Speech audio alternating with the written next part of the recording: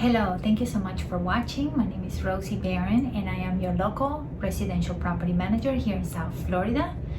And thank you and welcome to this mini series of 10 videos that I've called Tenants Gone Wrong, where I talk about my top 10 favorite subjects through the years with tenants and the best ways and tips on how to handle them. And today in video number 4, we are going to talk about tenants passing away, or like some other people call it, crossing into the light or into the other side. However you want to call it, it's a very sad situation, especially when the tenant dies in the unit, which we've had a few of those. But the first thing and the most important thing that you should have as a landlord and as a property manager, you should always have emergency contact information for your tenants. It can become very key to have that information whenever something happens to the tenant or the unit. The other important information to have is the net of kin signed by the tenant. We have a form on our lease where the tenant lists the best person at their next of kin, and that's the person to be called in the event of an emergency. That's the person who can have access to the tenant unit and to their belongings in case of an emergency. What happens is when the tenant passes away, sometimes the family members don't know, or sometimes they do. And we don't know, again, we're leasing to a tenant. We don't know who their family members are, who the family members live here or there, or what relationship they have with their family, nor is our business to know it, right? However, when a tenant passes away, we've seen where we get different family members trying to come in and collect the tenant's belongings, wanting access to the unit, wanting access to the tenant's things and tenant's items. And you, as a landlord and as a property manager, at least here in Florida, you're not allowed to give anybody access to the tenant unit unless it's under lease or authorized in writing by the tenant.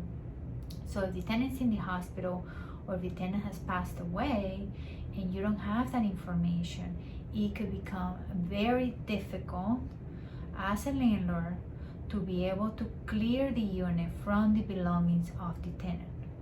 Depending on what your lease states and depending on your local laws, because they do vary depending on where you live, usually the landlord cannot just come in and dispose the tenant items and the tenant's belongings if the tenant has passed. The landlord is required to store those items for a period of time, and it ranges from 15 days to 60 or 90 days depending on your local laws. For that reason, it's very important to consult with an attorney on what the requirements are depending on where you live. The best case scenario is that you have a file very well documented like we have, and you have a next of kin on your file, and that would allow you to call that family member or that friend already authorized by the tenant and make arrangements for that person to come in and collect the tenant's belongings.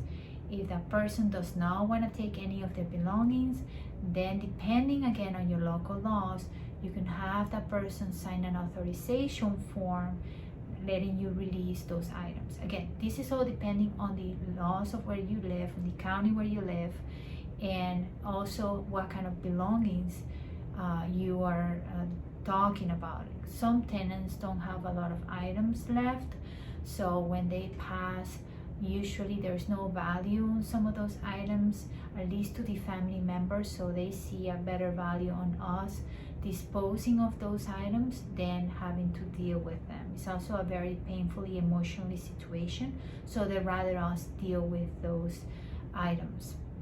And usually we consult with an attorney and we make sure we get the proper release from the authorized family member. If there's a state, which usually there's not in our case with our tenants, but if there's a state or a trust or anybody that is authorized to act on behalf of the tenant with those belongings, that's the person that we need to get the authorization to ensure that we're okay of dispose anything that's left behind in the unit so that we can retake possession of the unit and we can lease it to a new tenant.